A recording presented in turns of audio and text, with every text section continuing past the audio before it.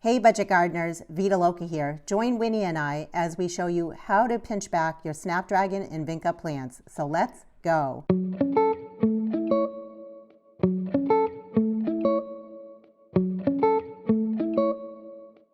Did you know that Snapdragons as well as Vinca benefit greatly from being pinched back? By doing this, you can turn a single stem, very scraggly, leggy plant into a nice bushy plant that produces more flowers. And before I go on, I wanted to share, I did make a more comprehensive video that talks about pinching plants back, which plants benefit from it, which plants you should not pinch back. And what I'll do is put a link to that video down in the description below as well as up above. By removing the main growing point, you're forcing the plant to produce more branching, which in effect produces more flowers. You're also creating a plant that's shorter and sturdier and less likely to fall over in the wind. You usually want to wait until your Snapdragons are about 4 to 6 inches in height and have about 3 to 5 sets of what are called true leaves. And when it comes to your Vinca, you can go ahead and start pinching them back once the seedlings have established themselves and even when the seedlings are starting to look a little leggy. Just remember, anytime you pinch back a plant, you're going to delay its blooming time by about 2 to 3 weeks. But the end result will be you'll have a lot more flowers. And if you don't like the idea of those delayed blooms,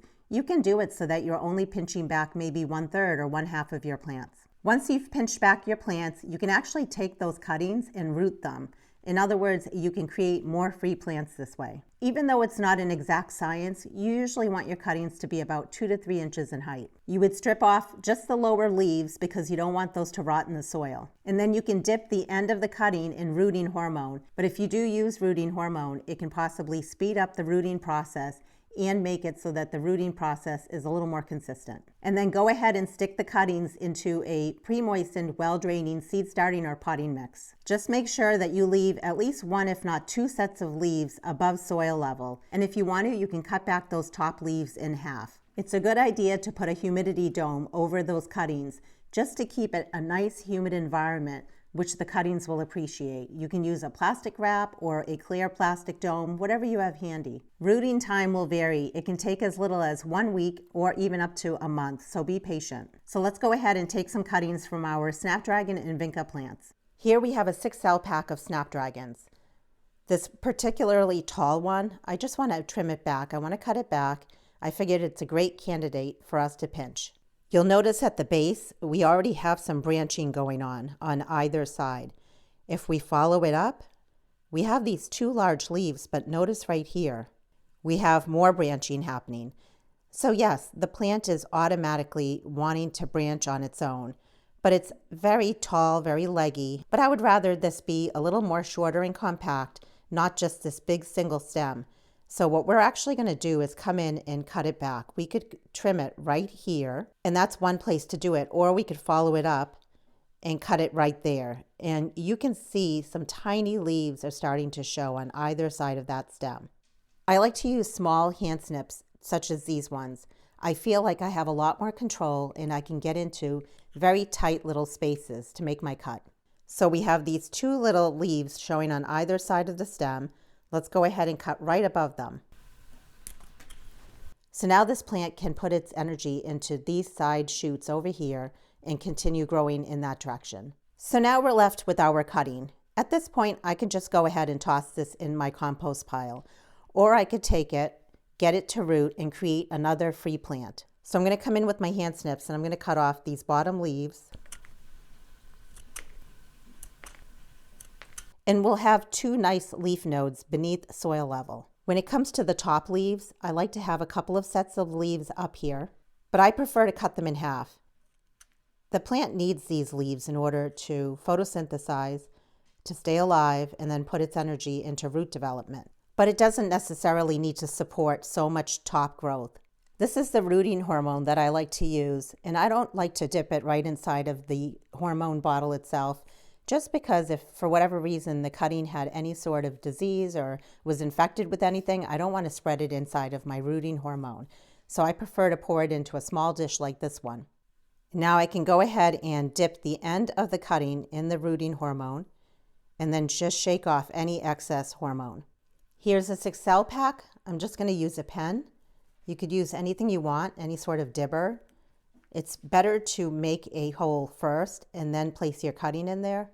And the reason is You don't want to just jam the cutting into that hole because you could end up ruining the cutting, getting it to bend. Also, you'll end up shaking off a lot of the rooting hormone. And then take your cutting and just place it in the hole like that. Make sure at least one, if not two, of the leaf nodes are beneath soil level. And then I'm just going to use the back of my pen and I'm going to press down at the base of the cutting. I want to make sure that I'm making good contact all around the stem so that the cutting is secure and in place. I'm going to do the same process with 5 more cuttings and then I'll show you what's next. All done. This is what the Snapdragon cuttings look like. Nice and cute, aren't they?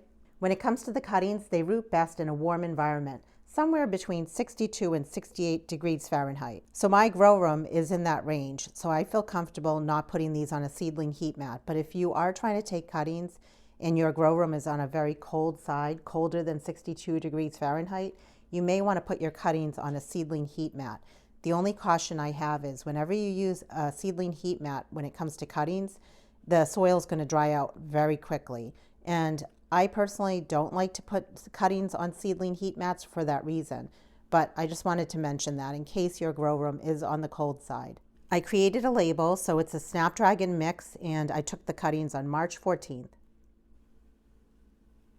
That way I can just keep track of the cuttings and I'll know exactly when I took them.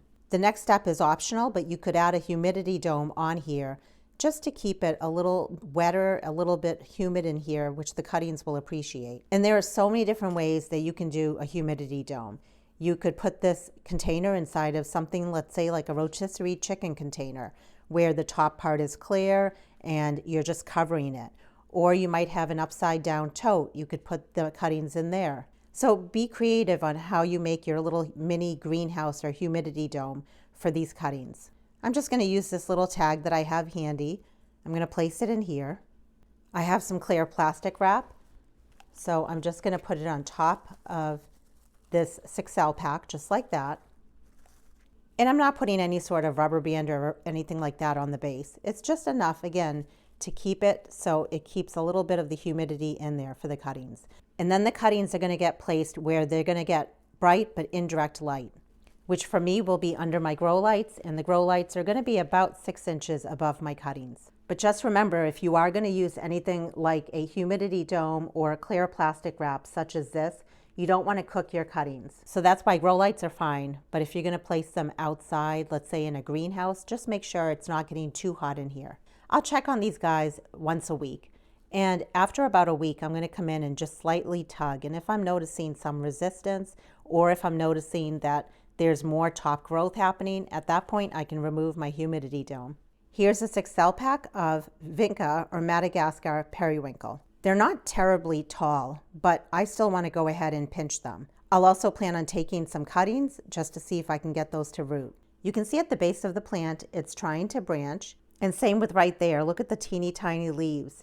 So by us cutting the stem right at this point here, it will tell the plant to put its energy into making these leaves bigger and to continue branching. This is a plant that I've grown for many years.